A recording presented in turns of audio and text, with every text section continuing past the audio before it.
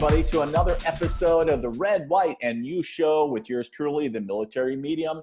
Today I have a really interesting guest, David Yuzuk, who is a 19-year retired Florida police officer and director of the new a documentary that came out back in 2017, or when he wrote it, called The Giant Killer.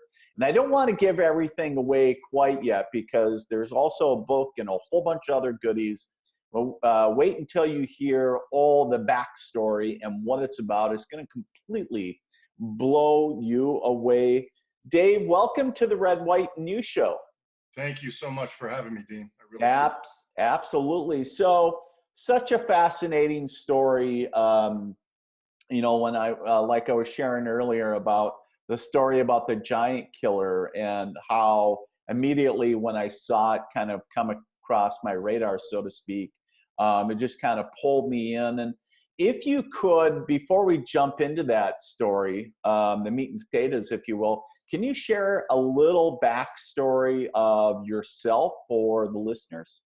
Yeah, I grew up in Brooklyn, New York. Was a student athlete, played high school and got a scholarship for a football scholarship, go to University Stony Brook. I moved down to Miami from New York right around 1990 and signed up with the local law enforcement. And I was a police officer here for 19 years. Nice. Well, thank you for your service. Thank you. You bet. So talking about the giant killer, which is a story about Richard Flattery, but how did you get connected to this? So when I started out, the last police department I worked for is the city of Aventura. When I started out in 1999 as a rookie, it's very common that we work off-duty jobs in uniform for extra money. I was working at the movie theater as a uniformed police officer. And that's probably the first time I saw Richard Flaherty. And I think he was about 54 at the time. And he was well dressed, and he would come into the theaters. And he came in so often that eventually we started with the little head nods and, hello, and Sure. Hello, say, hey, how did you like the movie? So a little bit of a friendship started up there, but he was a little standoffish. And later on, I realized that he was actually homeless. I'll let you ask me. Right. Well, no, that's fine. So you come across Richard. He at this point in his life, where he's in his 50s, and kind of you think I suppose by that time the Vietnam War had been over for probably 40 years, 45 years, probably at that point. Yeah. So we were friends for about 15 years. Where our friendship got to the point where we were starting to meet up for coffee. Obviously, I tried as hard as I could to get Richard off the streets, try to get him help. Sure. But we're governed in Florida by a law called the Baker Act law, where if he's not a danger to himself or to others, or we feel that he can't, handle himself, then we would force him to seek mental intervention. Richard never made that category, so I could offer assistance, I can offer shelters, but I didn't really push him, and I think that's why I was one of the few people he talked to, because I really didn't press him. I didn't ask him about his past.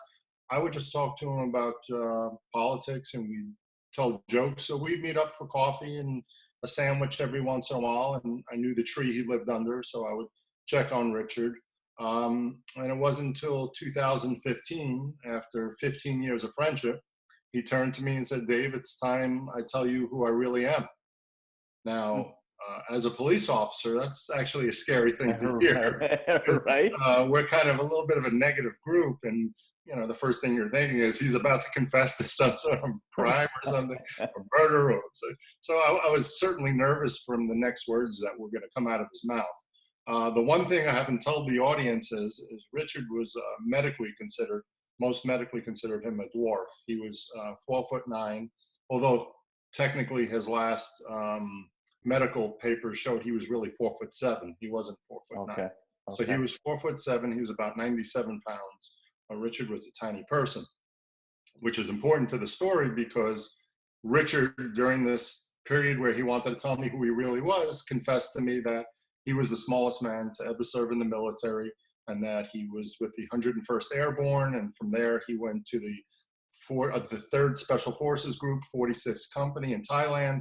And I was like, really? And I felt bad, because if he was Sure. that delusional that he's Right. claiming as a dwarf that he was even in the military, not the Coast Guard, but that it's just, I felt Right.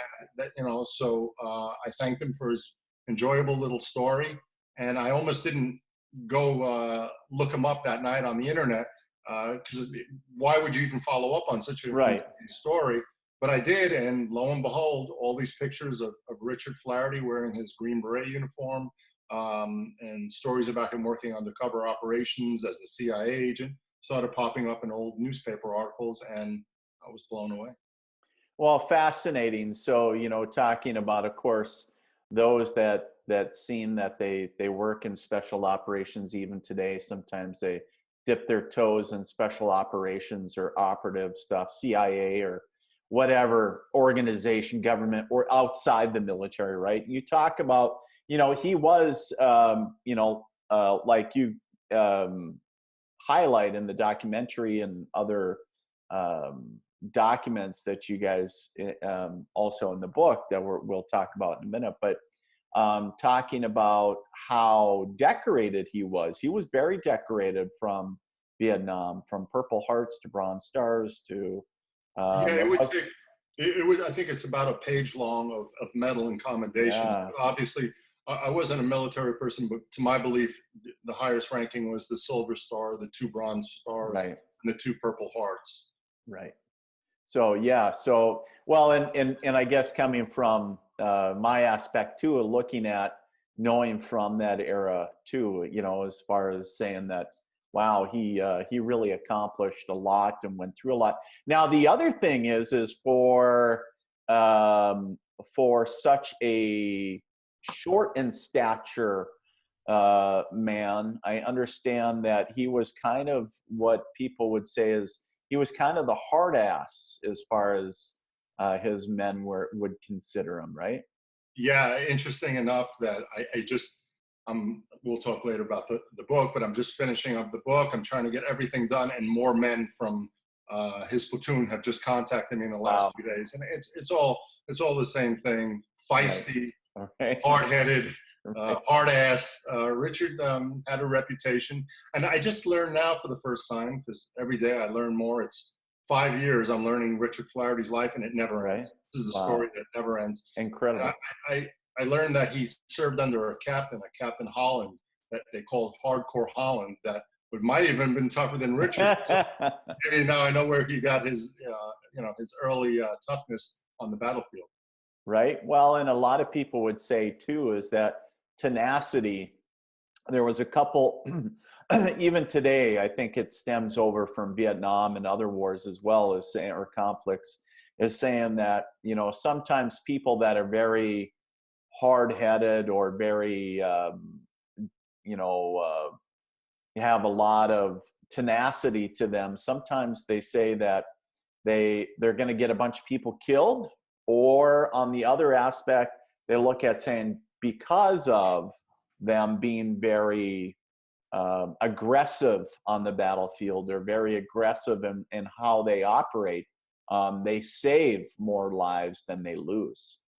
And so sometimes it's very interesting, and then I think that's kind of a we talk about and we'll obviously lead up to the point that where he passed away and the controversy around that, but it's interesting, of how that. And was there in the book, and I guess I didn't see it, or even in the movie, does it talk about as far as the losses during Vietnam for his unit or his platoon?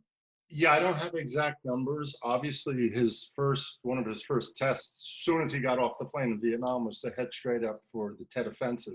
Oh, So sure. the guys in his platoon said that's when they received their highest casualties, and Right. Flaherty had that's when he received the highest casualties. I don't have exact accounts of how many people he lost. Sure. I know it haunted him later in life. I know later in life he part of his PTSD and part of his demons, and even witnesses who saw him under his tree screaming and howling. Most of that was from the men he lost. Sure, sure. And that understandably a hard time. So talking about, so he's transitioning out of Vietnam or even before, but talking about his time in special forces, you mentioned a little bit about the CIA and working with that organization. Can you share a little bit more into that? So early on, when I was working on the documentary, I had information and people were giving me information about Richard possibly working CIA operations, which is common for Green Berets. The CIA has always recruited from Green Berets. But I didn't put it in the documentary because I didn't feel like there was enough backup evidence. I wanted the documentary to be really sharp on just exactly the facts that I knew. So I had some inkling. There were some serious issues where Richard was arrested in the 70s with a large amount of drugs on him, and yet he ends up not doing any time in jail, and yet somehow he ends up magically back in the military. So to me, I kind of knew what that whole thing was about, and that was certainly during the time of the Iran-Contra, trying to get weapons to the anti-Sandinistas.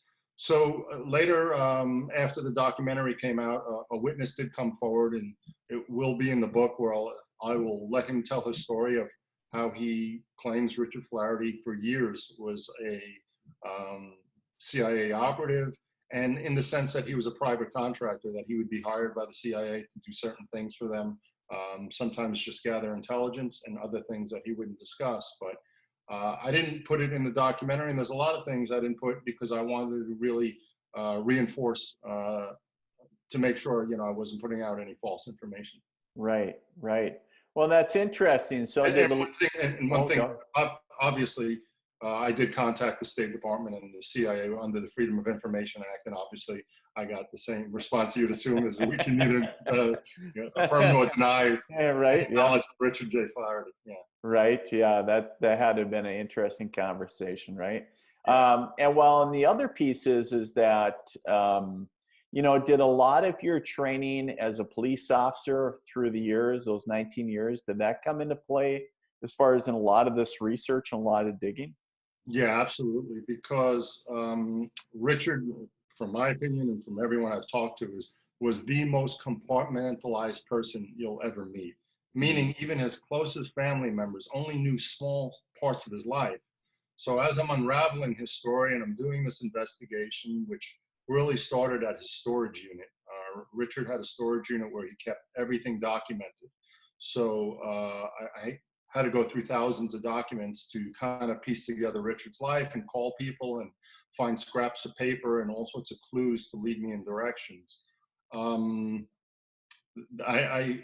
had to use all my skills to get that pieces. And today, like I said, every day I still learn another thing about Richard Flaherty, and no one will ever know the full story.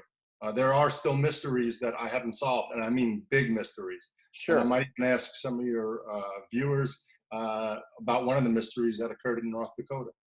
Okay.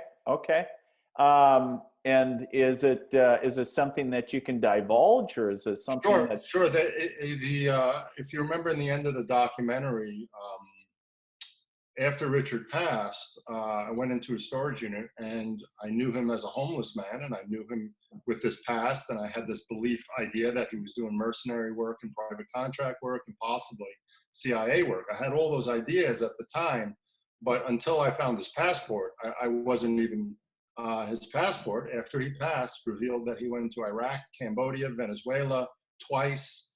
He traveled all over. He was homeless. He lived under a tree. Sure.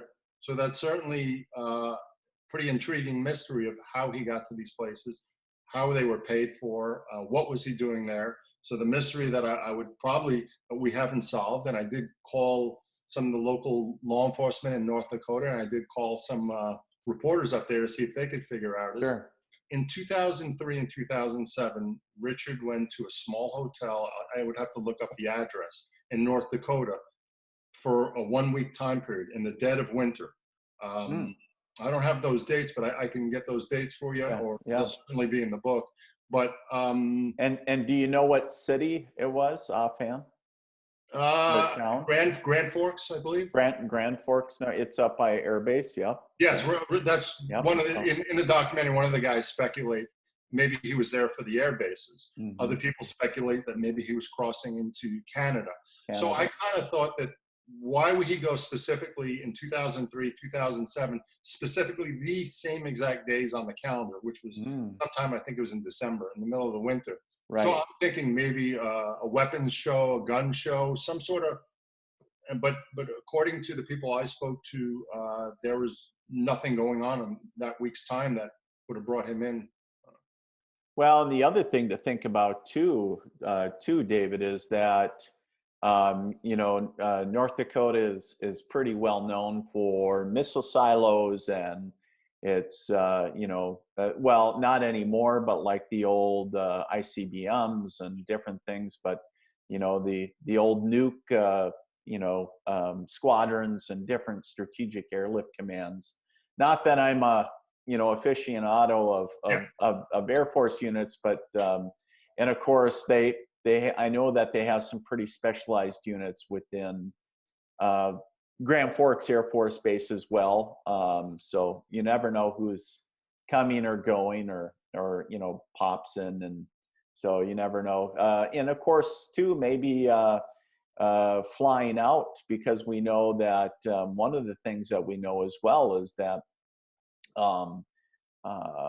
military, or as far as getting a military flight, if you're going into a military controlled hot zone or something like that, that would be a very common thing as well. Nobody has proposed that. That is a very valid proposal, that maybe he was there for a 1 week flight, flew in, flew out. It could be. And so that could be, something to think about as well. But because that's one thing that I do know, is that you can get the military hops, and, just saying what, all they need to see is a whatever, so yeah, something, it's interesting. I think it's just a fascinating story. So here you are chasing down these leads as far as this, trying to unravel the mysteries of this man who was his time, regardless of his time serving at, we'll just say, as a government contractor, guising as a homeless man. Well, he wasn't guising, he was actually a homeless man. Yeah, I get that question, is people saying, well, but how do you know he really was homeless? Maybe he was pretending. No, he was under that tree 24/7, either that, or there's a few little benches he would stay at. Right. But he was homeless. Yeah, people have asked me that, saying, wait a second, maybe he really wasn't homeless, he was pretending that he was homeless. I mean, he did have PTSD. He did have an alcohol problem, but he was as sharp and as clear. Some days he was as sharp and clear. One of the most intelligent men I've ever spoken to. Well, and I just think about it as like somebody that is, as you said, officially 4'9", right? So but the thing is that how challenging it must have been for him to go through military training, number one. And you said he was 97 pounds. Yeah. So, maybe in his heyday, did he ever break 100, or was he still? He claims he had to break 100, that he got a waiver, a congressional waiver, because you have to be 5 feet tall to join the Army. So he had to get a congressional waiver to actually even be allowed to enlist. But when he showed up, he was 97 pounds. Okay. And they made him, there was a 100-pound limit. So he ate as much food as he can, got up to over 100, and then went back down to his 97 again. I just think some of the, some of the weight that they would have carried on patrol, or just for his frame, would have been just staggering. And just, it just really speaks to not only, again, his tenacity, but also just the sheer drive, or the want to be there, right? Because those are the exact words. We were discussing earlier, 2 more Vietnam vets that served with Richard, one who was actually with Richard in Fort Kentucky right before they were shipped to Vietnam. He used the word supernatural in ability, that if they ran 5 miles, Richard Flaherty would run 10. That, he was 97 pounds, but sometimes the rucksack was 70 pounds of gear. He Right. was jumping out of a plane with equipment hanging on his feet, which should have been to his knees. They had to strap military parts, machine gun parts, onto Richard when he jumped out of a plane. Otherwise, he would never come down. He didn't Right. weigh enough. He would Right. float to Hawaii. So there was so many things that were so difficult for him, but no one ever heard him complain. He was feisty. They said his drive and will was supernatural. That's it. You know, that's and you know, it's too bad that obviously he was gone too soon. So fast forwarding some time, you've known Richard for 15 years. He's sharing with you this. What kind of happened after you started? You know, you did the Google search or whatever. You start finding out that Right. Richard So, fled. so the next day I went to see him, and I got out of the car with a smile on my face, and he knew I didn't believe him. So Sure. he said, "Oh, you checked up on me. I see. Now you believe me." So I was like, so my initial idea at the time was, how could this most incredible man, this most incredible underdog soldier, how Hmm. could he become homeless? And how can we stop this sort of thing from happening in the future? And I Right. asked him, I said, well, I don't know. I don't know anything about doing documentaries, but I'd like to do a documentary on your life. And he agreed with two stipulations. He said, one, that if we start this project, no matter what happens, you have to finish it. And two, he said, if this is ever made a feature film or a movie, Brad Pitt has to play him. And his quote, his Hollywood quote, Richard needs to get paid $3 million. So those are his only two stipulations. But the other thing is, he quickly wanted to warn me off on some things. Or he said, he did an undercover operation in the 80s with the ATF. And he said, I don't want you looking into that case. And I said, well, he said, well, why? He said, well, it could be bad for your career and dangerous to my health. So, I mean, I was a road patrolman. I was a detective. I did many things. I have to follow up on that story. Here I am about to do a story on Richard. I need to know everything and the truth. I'm not afraid of something happening to me. And I certainly didn't think anything was going to happen to Richard. So Right. I tracked down the ATF agent he alleged that he did this undercover operation with. So it took a few phone calls, but I'm in law enforcement. I was able to get the guy's number. He was retired, living someplace up north. I won't disclose because he was a badass ATF agent. So Sure. I called him up out of the blue, and he affirmed everything that Richard Flaherty told me. And he said Richard was all of that and plus. So that was a Friday. That was a Friday, I think maybe 4 or 6 o'clock in the afternoon, that I spoke with Agent Gleffy, his Special Agent Fred Gleffy, was who I spoke to. So I was really even more excited, but there's even, he wasn't just he didn't just do the military stuff. He did, some pretty dangerous undercover work. I looked for Richard that night at his tree. I didn't see him. And then I found out a couple of hours later that he was killed in a hit and run, a mysterious hit and run. Hmm. So here he was warning me not to look into it. I make the phone call, and I don't know, 6 hours, 8 hours later, Richard is dead. Crazy, crazy coincidence. Yeah. So interesting. So did you ever find did you ever track down any family of Richard's? Was there any living relatives that connected to him? Yeah, there was a little bit initially on of a touchy situation. Sure. Richard Richard told me that he did have an older brother that's still alive, and that they didn't get along, and he didn't trust his older brother, and he said some pretty rough things about his older brother. Um, you know, I respect Richard, and that's his Yep. opinion. Yep. So one of the first people I did contact was his older brother, Walter. I wasn't sure if I was being disloyal to Richard, but I felt I wanted to hear the story. And I'm glad I reached out to his older brother, Walter, because Walter really helped, give me more of a picture about his younger brother. Walter Sure. could be more proud of his younger brother. I didn't ask them about the fallout. I just felt you lost your younger brother. It's Yep. beyond tragic. I didn't want to bring up that topic with Walter, Yep. but Yep. I was very grateful that I spoke to him. Richard was kind of close in the sense that he did speak to often on the phone two cousins that still lived in Stamford, Connecticut, where Richard was Okay. from. So he didn't talk to his brother necessarily, but he did speak on a regular basis with these two cousins, Donna Marlin and Jeannie Rinaldi. And I made contact with them, and to this day, we're still friends, and um, I'm very blessed. Matter of fact, this whole journey, which now I'm calling a journey, here I am doing this story on Richard's life, but I'm Right. going on a journey myself. Right. It's taken me across the country. I've met the most incredible people, Richard's family, the military guys that I met, the Vietnam veterans that I met, all are a piece of me now. Unfortunately, several of them have passed since the making of the documentary. I am beyond grateful that I did have them for that time, that their images and their voice is captured for their family and friends, because they're all heroes. Richard was a hero, Right. but every one of those guys, every one of those 18 to 21-year-old guy that went there and risked his life for his country, regardless of politics, is a hero in my book. Right. Absolutely. Absolutely. Without a doubt. Right. And there's thousands upon thousands more.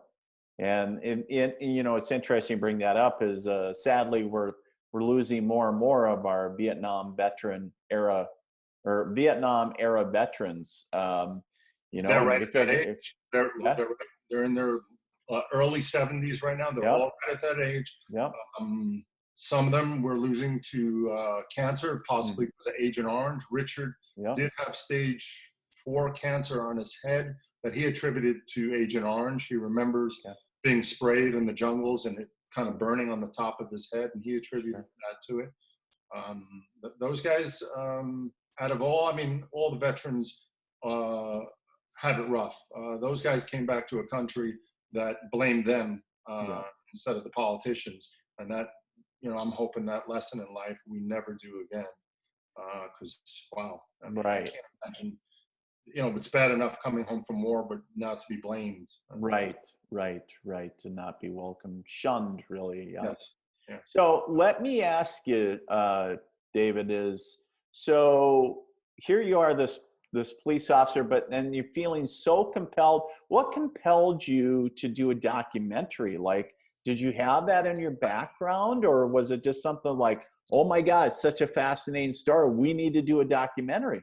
Well, I've always had a creative aspect that I like to write, and I like to work in entertainment and learn about how films are made. So that was always, but I was a cop first and foremost.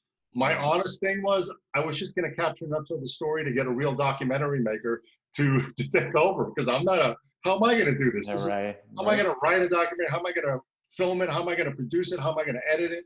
How am I going to do that by myself? I don't have investors. So I didn't. I just thought I would get enough information that somebody who knew what they were doing would take over. So, so Right. the thing is, and it's important. Everyone knows this, but you never know how long you have somebody in your life. And Yeah. honestly, I made a mistake with Richard that I thought we had all the time in the world for me to capture his stories and images, and I only have one image of Richard I ever really captured of him. That was after he told me in the sandwich shop, when I spoke to him later that night, of him telling me a little bit about a story as he's sitting on a park bench. And as an omen of things to come, my battery died suddenly on my phone, and I only have 2 minutes of video with Richard. I only have one photo, really. I mean, there's a couple, but one decent photo of me and Richard eating our last sandwich together in the Subway shop from the closed circuit TV camera. Sure. So, so I have some rare stuff of me and Richard together, but don't expect people are always going to be here. Hug your loved ones and friends, and Yeah. because you never know. You I'm not trying never. to sound morbid. I'm trying to say, hey, go out, No. and love, and live. Right. Yeah. Be in the moment. Right. Yeah, And yeah, tomorrow isn't yeah. It's guaranteed. not guaranteed. No, Yeah. So take advantage of right now. That's yeah, what we know. That's a that's what we beautiful know. reminder. Yeah. Yeah. So such a fascinating story. So now here we are talking about this documentary. You're in the midst of that. So share with us a little bit about this other project, this book that has kind of spawned out of this documentary project.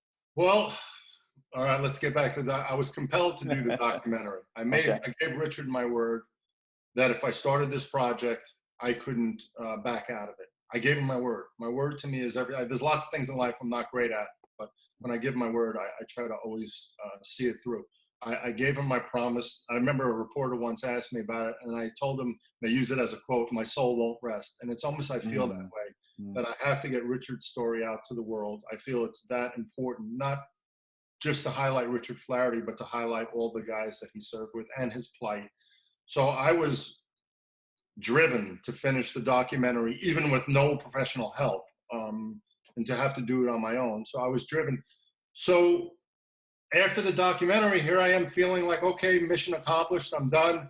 Now I can go on my life and everything. And that little voice in my head saying, no, you need to do more. You're not done yet. You have to continue to tell Richard's story and get it out to the world. And at that time, more people came out of the woodworks. After the documentary, I was getting contacted on Facebook and other social media saying, hey, I know this about Richard Flaherty. I was with him here. I was in this country with him. I was in South Africa with him doing mercenary work in Rhodesia. I'm like, really? So I had no choice. I had to write the book. So yeah, I spent the last 2 years working on it. Just like the documentary, it's a mountain. You know, I want everyone who has a story to tell, or they see a story, don't be afraid of the mountain, but it is a big mountain. So Right. you can tell the story, you can film it, you could write it, but you got to finish what you start. Absolutely. Absolutely. So exciting. So talking about the book, when are you looking at when it's going to come out? Okay, so here's something interesting. So we were planning for, before the world changed overnight, before everything, Right. the solid plan was that we were going to release the book for sale May 12th. And I believe right now we're still on there. And we were going to start a pre-sale right around April 12th to give us about 4 weeks to start doing some PR and stuff. We are now rushing because there is such a problem with delays and with Amazon and getting projects on. We're rushing now to get it up. We have a website already operating. I got a website up faster than I thought I had more time, just like everything on this project. Right. Time. So we rushed to get a website up called smallestsoldier.com. Richard Flaherty was, the Giant Killer wasn't available, so we went with the smallestsoldier.com. Okay. So if your readers are interested, if your viewers are interested, we should be up and running in the next day or two for pre-orders on the book. This is your exclusive. I was supposed to do some big PR stuff with the PR agency for the publishers, but I'm giving it to you, Dean, and you deserve it. Well, thank you. And just for everybody at home too, I mean, when we're recording this, so here we are on March 26th. And so we're looking by the end of, here before the end of March, should be up and running so if they go to thesmallestsoldier.com, they can check everything out and check out the book. And is there anything with the links with the documentary there as well? Both are there, because the documentary right now is running on Amazon and iTunes, and for Amazon Prime members, it's free. So we have all links there that you can just click as soon as you get to the website. We have a Facebook page, The Giant Killer, where people like to share stories about Flaherty and look at old pictures of Flaherty. So there's lots of places, because there might be some of your viewers that can solve some of these mysteries. Well, right. So maybe you were in Grand Forks. Maybe Richard Flaherty. Maybe whether it was just a brief encounter or whatever. But if you and they would remember meeting him. He is the one human being that you would remember meeting because of his size. Right. So interesting. And and if also on. What are your social media pages? So you got Facebook, The Giant Killer. Yeah, and then I also have a page just for Richard called Richard James. I'm sorry, Richard J. Flaherty. So Okay. Richard J. Flaherty and the Giant Killer. Usually, the Giant Killer, we're constantly updating. A lot of the Vietnam vets are going on there and giving some of their stories. Hey, I met Flaherty here, or so. A lot of people are coming up with their stories. I just got The Smallest Soldier up and running. So exciting. I'm excited for you. Yeah. So a lot of fun stuff coming up, but just a really, truly a fascinating and moving story about, and I just want to say that they're going to be pretty shocked if the documentary shocked them. The new information I'm releasing in the book is going to be even further, because I think we were talking earlier that I was really trying to stay very neutral in the documentary and very neutral politically. I did not pull information that made Richard bad. There were some people who were saying Richard was very aggressive. He was real rough on the enemy. Sure. And I didn't pull that. I feel you have to tell the story honestly and true. It's got to be right in the middle. So just the facts, in a sense. Just the facts. Yeah. Saying if you weren't there, how do you? Yeah. So it's like the facts as you receive them, right? Yeah. Yeah. So interesting. So yeah, it's interesting. If somebody wants to get a hold of you, David, maybe they have information about Richard. Maybe they. But if they want to just get a hold of you and yes, we have an email. Yeah, we have an email on the smallestsoldier.com website. We have an email there, and also they can message me on Facebook. Anything. I respond to everyone who has a question or they have some information. Okay, perfect.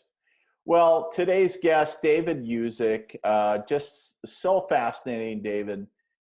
This journey, as you call it, has taken you through the twists and turns of learning the life of Richard, as you call it, the smallest soldier with the biggest heart, right? Or the biggest surprises. Just because somebody is small in stature doesn't mean that they're small in heart or energy. And it sounds like he was truly one of those people. So thanks for being on today, and thanks for being a guest on the Red, White, News Show. Thank you so much, and thank you for having me. Absolutely. All right.